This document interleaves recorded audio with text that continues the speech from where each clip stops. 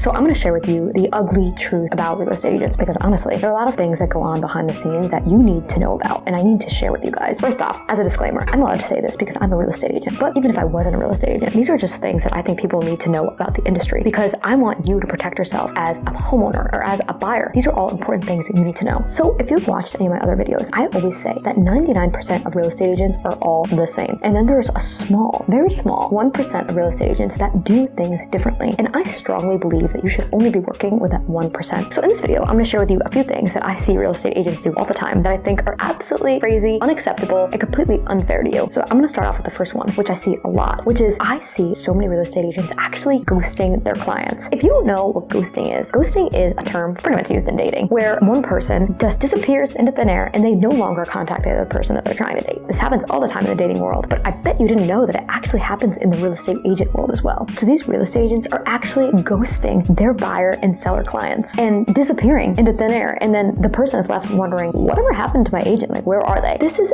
absolutely insane, and I have no idea why agents think this is okay to do. It should honestly be illegal, and yet so many agents are still doing this to clients every day. How do I know this? Because I actually have worked with so many of those clients who've been ghosted by these real estate agents, so it's absolutely crazy to me that I hear about this all the time. So if you're a homeowner trying to sell your home, I always say that you should be contacted by your agent at least once a week, at minimum, at least. And then if you're a buyer, you should be contacted by your agent every day, pretty much, unless you're requesting not to be contacted every day or something like that. But there's no reason that an agent should just be disappearing, or that you should have to try to find your agent to figure out what's going on with the transaction. It's absolutely insane. So another ugly truth about agents is, honestly, a lot of agents are not empathetic. What do I mean by that? I mean that they're really in it for themselves, and at the end of the day, they might say that they want to help you buy or sell a home, but internally, truly deep down, they're just so worried about themselves making a commission or themselves just making a living off of this that they really just want you to buy or sell something just so they can make money fast. They're not empathetic to you or your needs. There has been so many times where I have walked away from a transaction because it wasn't the right time for that person to buy or sell a home. Now, I made zero money on that transaction because we walked away from the deal, but at the same time, I'm a person who cares about other people, and I wanted them to do what was right for them in that situation. Residential real estate is about people's homes. That's a big freaking deal. So I think it's crazy that there are agents out there who put themselves first when you're dealing with people's lives, people's actual homes. How can agents do that? But so many do. Now, I do think that there's a problem also where a lot of new agents just get so nervous about making it in this career that they forget about that empathetic side because they're just so worried about making money. So this is kind of a whole industry problem in itself. But at the same time, even when I was a struggling agent, new in the business, literally no money, I reminded myself that every single day that these are people, and I might be struggling with money and trying to make it in this industry, but these are people's lives, and you don't mess with people's lives. Another big problem with agents today is they're actually lazy. This is how most agents sell homes. They put the home on the MLS and they wait for buyers to come, they wait for an offer, they wait for things to happen. And when the MLS became a thing many years ago, this became a big problem in the industry, because now you had so many agents who felt like they could just sit around and wait for things to happen, and that they didn't actually have to work to proactively sell or market homes. And this is one of the biggest problems that I see 99% of agents making, is that they just don't care. They just wait for things to happen on the market and they don't actually do anything, which is crazy. You have to work with an agent who is proactively marketing, proactively selling. They're actually going out and finding people to bring to the property, and they're actually going out and blasting your home in front of all these different people that can then come to the property. So this is what that 1% of agents do, and it's just a shame that more agents aren't working in this way. So one more that I see agents do all the time, and I want you to be aware of this. This goes for an agent that is representing a homeowner specifically. Now, if you are a buyer, this still applies to you in some way, so I want you to pay close attention to this. When an agent is representing a homeowner and they have the ability to make more money off of one offer versus another one, they might push the homeowner into that offer versus the other one. Actually, I literally had a deal very recently that this was a scenario where me and my husband, running our real estate team, we were going to make a lot more money off one deal than the other. And there was a price difference, of course, where the one that we were making more money, the homeowner would be out a little bit of money, not much, like a couple $1,000s, but that's still a really big deal, let's be real. So we had that kind of scenario where we could have pushed one deal versus the other one. So we took a very close look at the buyers, took out the amount of commission we made. We didn't even pay attention to that, right? And we looked individually at the actual buyers, who would be more likely to be approved for the loan, who would be more likely to go through with the deal, move the deal along, push the deal forward. And we actually decided to recommend that the seller go with the other offer. We made half the money. We made half the money off that other offer. Why did we do this? Because it was the right thing to do. Because we knew that this buyer, where we made less money, was going to be the right buyer for that homeowner. We had to make that decision that we were going to lose out on that money. But honestly, that wasn't even a part of the decision for us. The decision was the actual buyers that we were looking at, the actual person who was going to get to the finish line, close on the deal, and get approved for the loan. That's what we were looking at. This might seem crazy to you. And honestly, I don't think think a lot of agents would do that. And I'm going to admit to you, sometimes it's a little hard because we know we're leaving money on the line. But at the same time, it's not about us. It's about the client. It's about doing what's best for them. So I hope that example really helped you understand exactly what every agent should be doing. And honestly, I know I work with so many agents who would never do that for clients. It's sad, but it's the truth. These are just some of the ugly truths about real estate agents. And like I said, I'm allowed to say this, I'm an agent, but even if I wasn't an agent, these are things that everybody should be sharing with each other because there are so many things that go on behind the curtain in so many industries. And I just want you guys to be aware. Now, I don't want you to think that all real estate agents are bad. They definitely are. And I also think that sometimes real estate agents get like this greedy salesperson. I do want you to be aware of these things. If you see any of these red flags in a real estate agent, walk away instantly and do not work with them because these are all things that really are going to affect you and your money at the end of the day. And nothing is more important than that. So I would love to know, have you ever dealt with any of these ugly truths with a real estate agent in your past? As always, I just love hearing from you guys.